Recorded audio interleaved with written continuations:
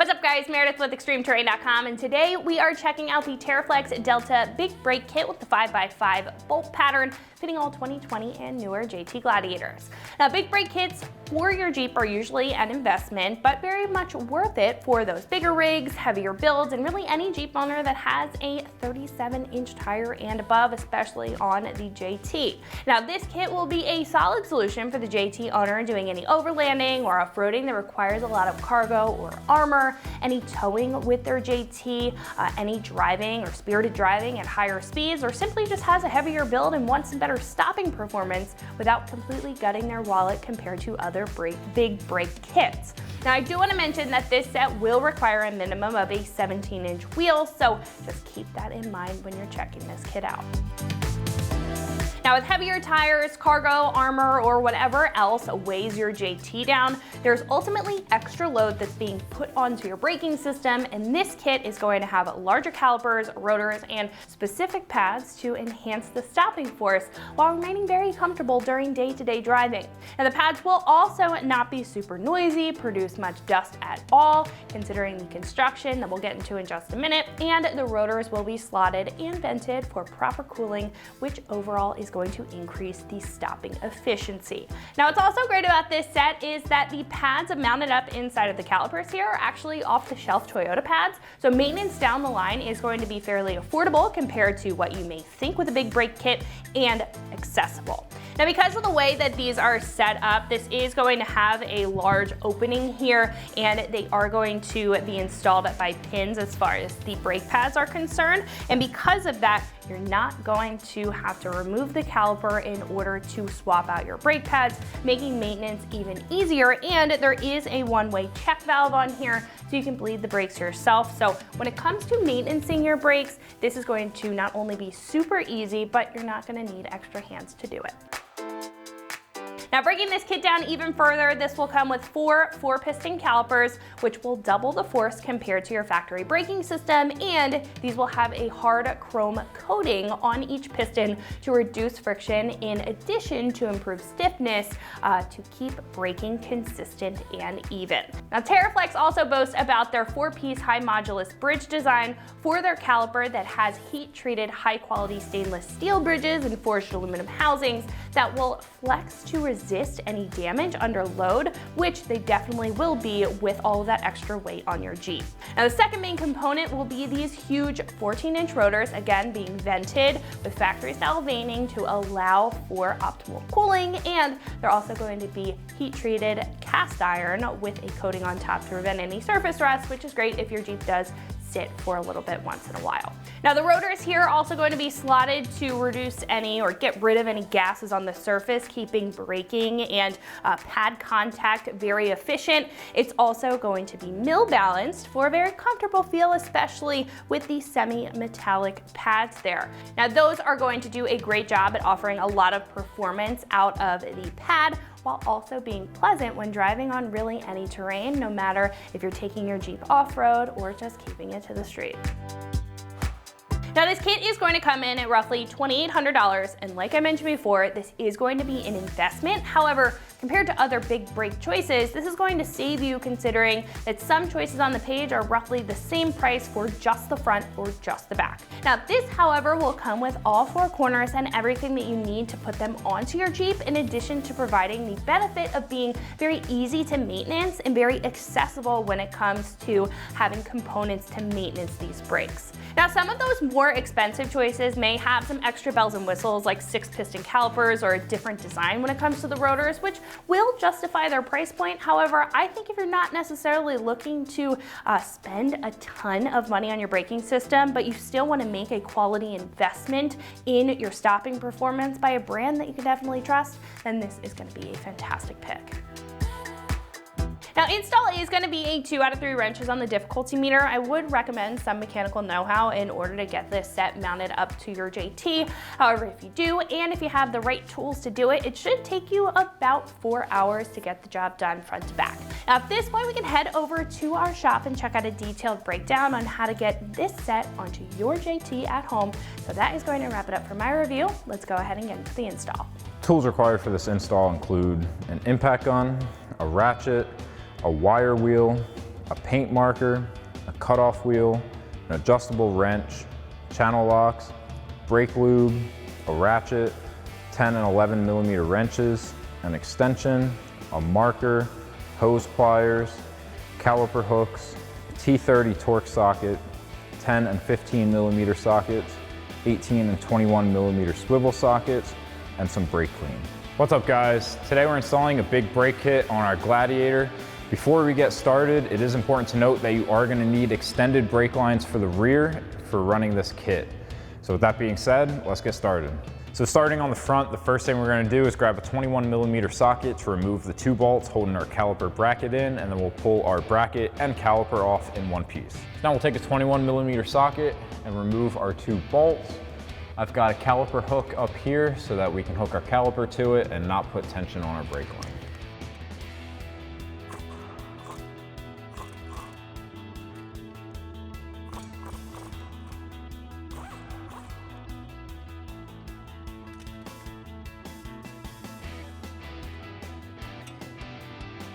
Now we'll slide our caliper off.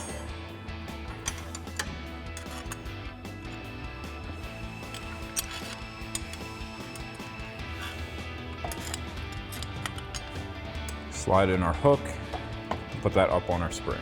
Now next up we can remove our rotor. The first thing we need to do is take a T30 torque socket to remove our rotor set screw.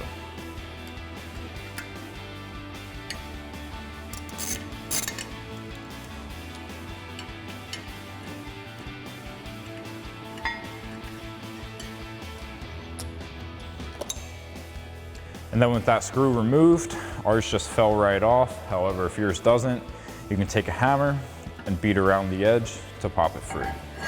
Now next we can remove our dust shield because we are going to have to bend this tab back. So we have 3 10 millimeter bolts. We'll grab a 10 millimeter socket to pull out.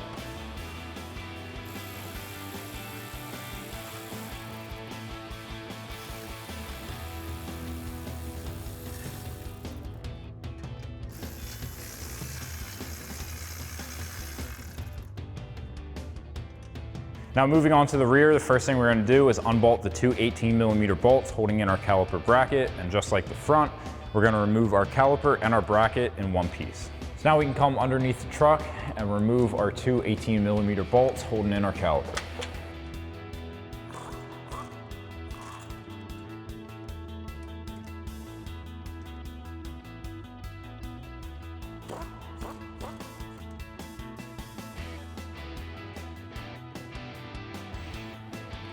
And we can pull our caliper off, and just like on the front, I've got a caliper hook right here to hook our caliper to.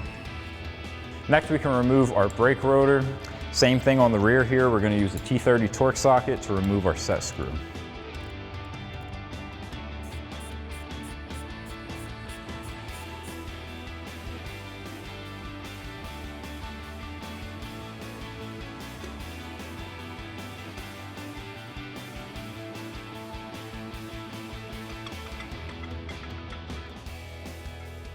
Now next we're going to need to trim down our dust shield to fit our new rotors and calipers. I've got our new caliper just threaded into place with the factory bolts. And now we're going to want to make a mark with a marker here where we're going to have to cut. We want this to be flush with this bridge right here, and the same thing on the bottom. So I've got a marker, we're going to make our line, and then we'll cut it off.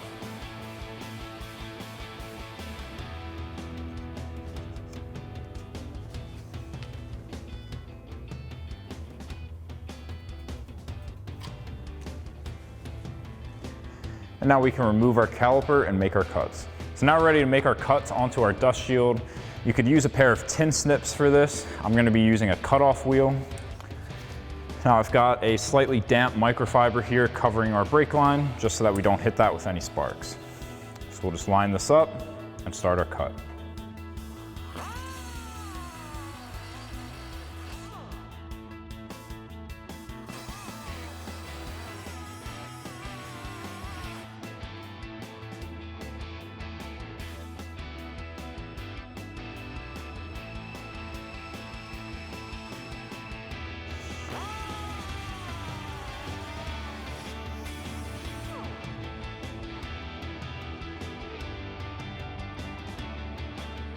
Next, we can take a wire wheel to clean up the edges from the cuts we just made.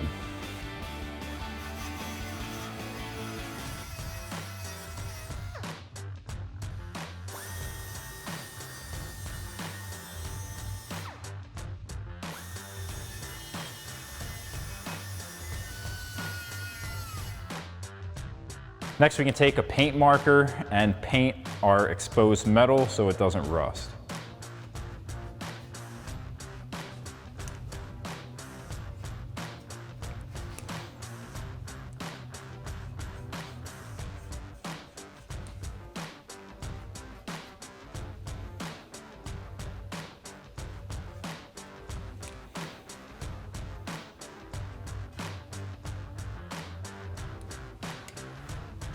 And then you can repeat that process on the other side.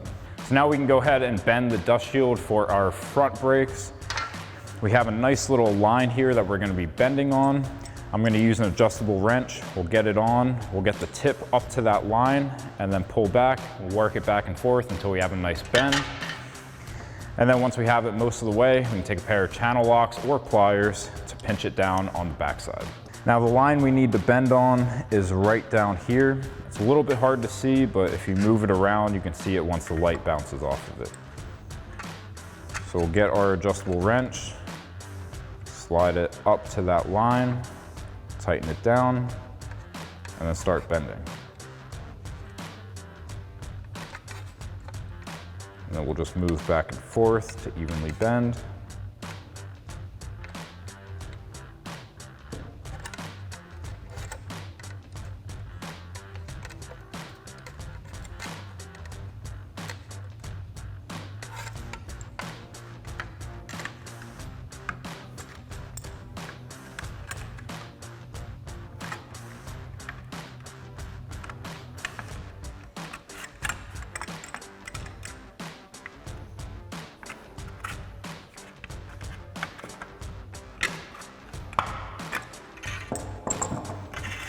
Now once we have it to this point, we can take pliers or channel locks and begin to pinch that down.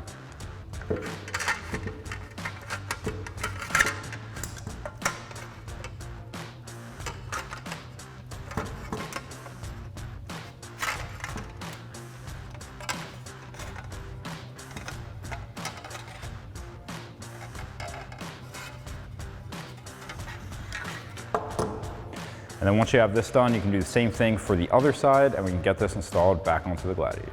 So now we can reinstall that dust shield onto the front. Thread in our 3 bolts.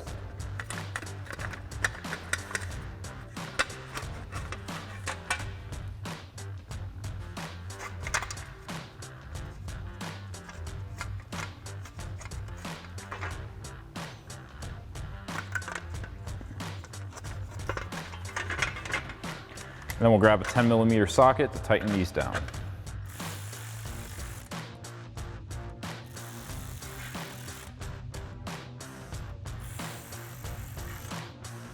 Next, we can install our rotor. So I'm putting this backwards onto our hub first so that we can take some brake clean and clean down the surface.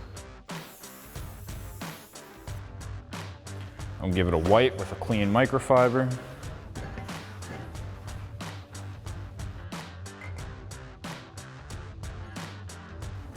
And then we can flip it around and do the same thing.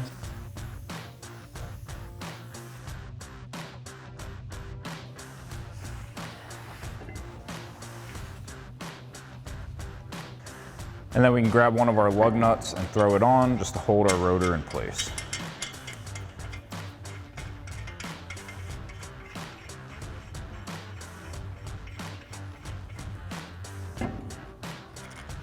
Now we can install our brake pads into our new caliper.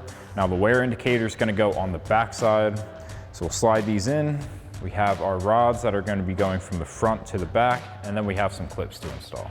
So now we can start off with our front pad. This is the one without the wear indicator. We're going to apply some brake lube to our metal back plate.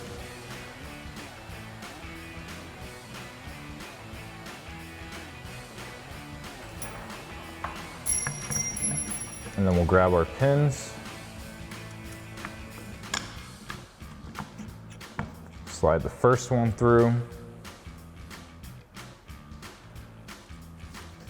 And then the second. And then we can grab our brake pad clips. This middle section is going down. So we'll slide that over the pin there. Let that sit for now. Then we can grab our back pad, and once again, lube up our metal back plate.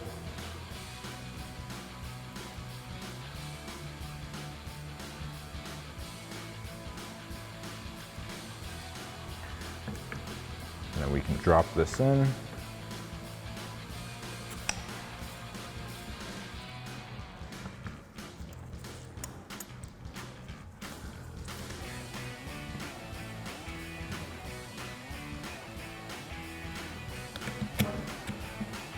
Slide our pin through, and then we're going to put these hooks into the hole in the pad, making sure that this piece is sitting on top.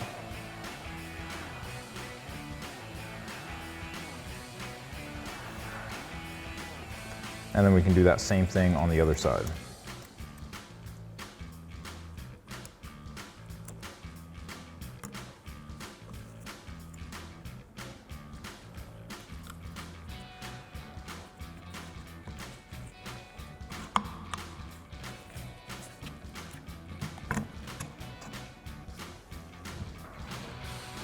And now with those installed, we can get our pin for the back.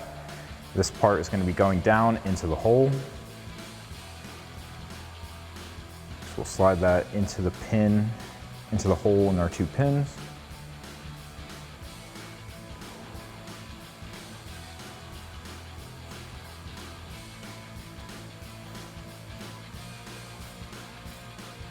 You can use this to turn the pin if you need to.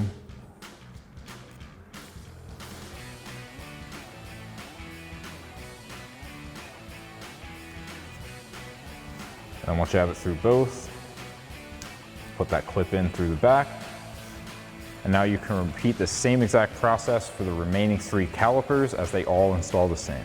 So now we're ready to mount our new caliper. We're going to be using our factory hardware. So we'll slide this over our rotor and get those screws installed. So now we can slide our caliper over our rotor. And then thread in our 2 factory bolts.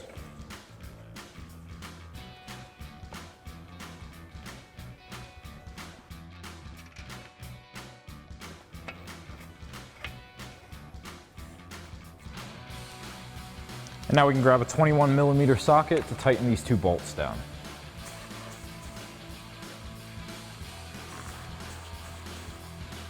So now we're ready to swap over our brake line from our stock caliper to our new one. To clean this up a little bit and not make such a mess, I have a pair of hose pliers. So we're just going to pinch our brake line and pop that down. That way it'll restrict the fluid from coming out. Next, we can grab a 15mm socket, undo that bolt. We have a couple new crush washers that are going on either side of our line, and then we'll thread that into the bottom of our new caliper. So now I've got a drain pan here to catch all the fluid that comes out. And now we can take a 15mm socket onto our banjo bolt and break that loose. And then we can just thread that out the rest of the way by hand.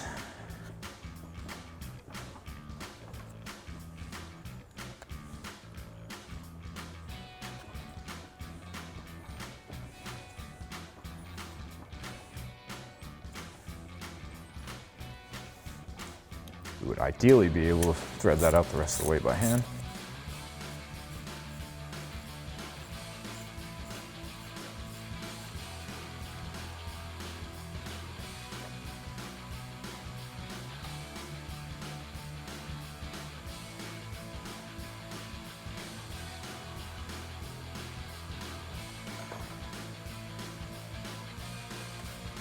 And now we can pop those old crush washers off the bolt.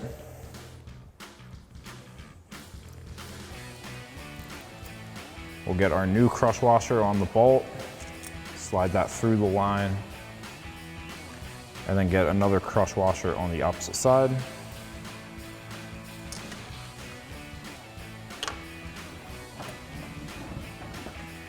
And then we can thread our bolt into the bottom hole of our new caliper.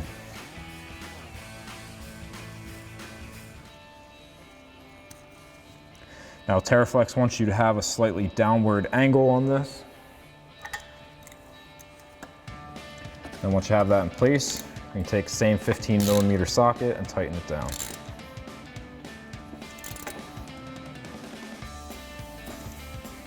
So now with our bolt tightened down, we can remove our hose pliers. And then we'll go up top and install our bleeder valve. Now, TerraFlex wants you to wait until the fluid starts dripping to install your bleeder valve. We have a nice drip going. I'm just gonna pinch down on that line again. And then we have a ball, a spring, and our bleeder valve. The ball's gonna go in first, and then the spring, and then the bleeder. Now we'll just thread that bleeder in by hand.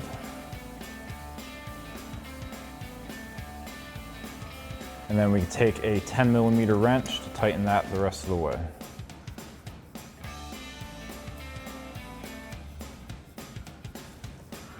And then we can remove our hose pliers.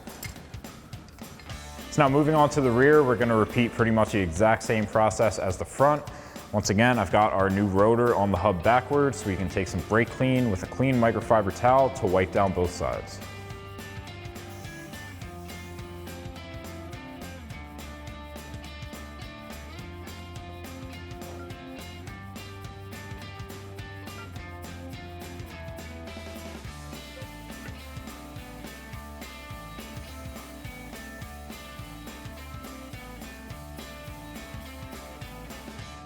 Next, we can install our rear caliper.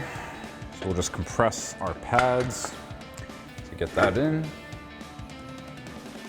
And then we'll line up our holes and reinstall our factory hardware.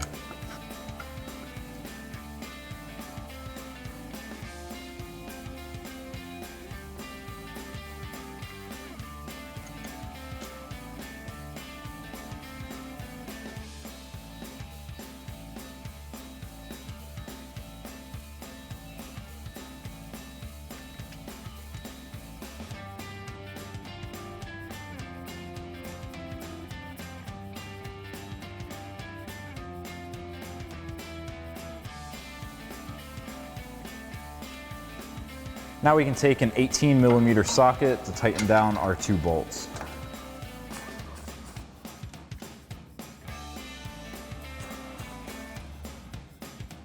So now we're ready to transfer over our brake line to our new caliper. So first thing I'm going to do is take the hose pliers to pinch down on our brake line, and then we can take our 15mm socket and crack our bolt loose.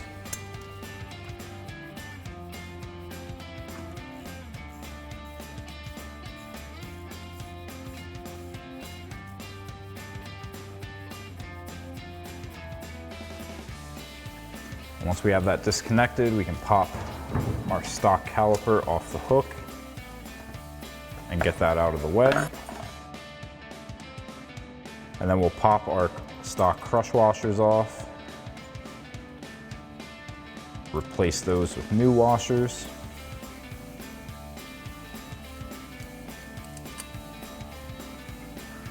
Another washer on the other side.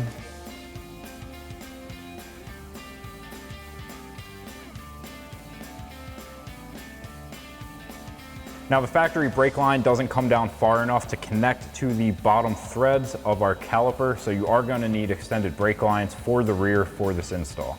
We sell those on the site, however for demonstration purposes, we've just jacked up our axle so that we can connect our line and show you the bleeding process. So now with our brake line unbolted from our factory caliper, we can take our factory banjo bolt, slide our new crush washer on, slide it through the line, and another crush washer on the other side. And then we'll thread this into our caliper.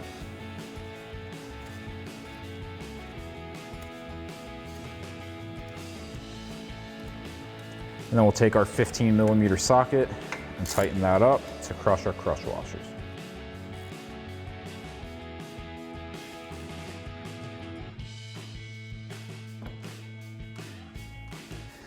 And now next we're going to be installing our bleeder valve up top. Now TerraFlex wants you to remove the hose pliers, and you're going to wait until you get some fluid trickling out of here before you install your bleeder valve. While we're waiting for that, we can get our bleeder set up. We have our bleeder and a spring. The spring's going to slide inside, and then we have a ball. The ball is going to be going in first, and then we'll thread in our bleeder valve. So now that we have some fluid leaking out, we can put the ball in, followed by the spring and the bleeder valve.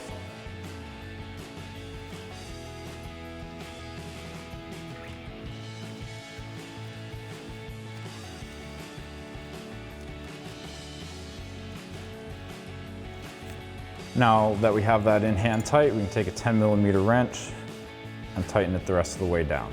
And then once you're done with this one, you can do the same thing on the other side, and then we can bleed all of our brakes. So now we're ready to bleed our new brakes. Now I'm going to show you on this front passenger one, however, it's the same procedure for all 4 corners. You're going to want to start with the brake farthest away from the master cylinder and work your way forward. So in this case, it would be the passenger rear, driver, passenger front, and then the driver front. We've already knocked out the 2 rear, so we're ready to get started on the passenger front here. Now to bleed, I've got kind of a homemade brake bleeder. I've got an old bottle. We've got some brake fluid in the bottom here with a hose in the brake fluid. This is going to prevent it from sucking air bubbles back into the caliper. I've got a hole drilled in the cap for the hose to go through, as well as a smaller hole for pressure to escape, so that once you take this line off, brake fluid doesn't go everywhere. So we'll attach this to our bleeder valve, take a 10mm wrench to crack it open. I'm going to have a buddy hop in the driver's seat. He's going to press the brakes. Once he's holding that down, we're going to crack open the bleeder valve and then shut it, at which point he can take his foot off and then press it again, and we'll keep repeating that process until we have no more bubbles coming out of our caliper. So now we can get this set up on our bleeder valve. We'll put our 10mm wrench on, and then we can slide our hose over the bleeder.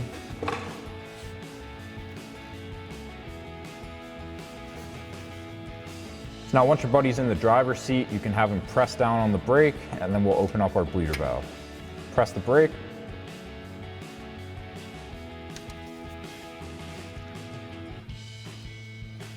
Press it again.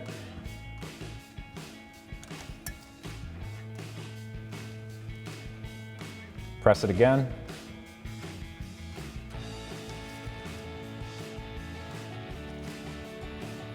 Now back here, you can see that fluid getting pushed out of the line. Press it again.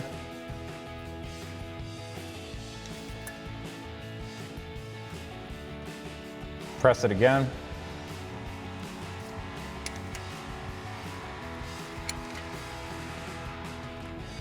And now that we have a steady stream here with no air bubbles, this caliper is good, and we can move on to the next one. Now after bleeding each caliper, you want to come to your master cylinder and just check the fluid level. Make sure you're not getting too close to that minimum line, and add some dot-free brake fluid as you need it. So that'll wrap up this review and install of the TerraFlex Delta Big Brake Kit for 5x5 bolt pattern for your 2020 and newer Jeep Gladiator JT. Thank you for watching, and for all things Gladiator, keep it right here at extremeterrain.com.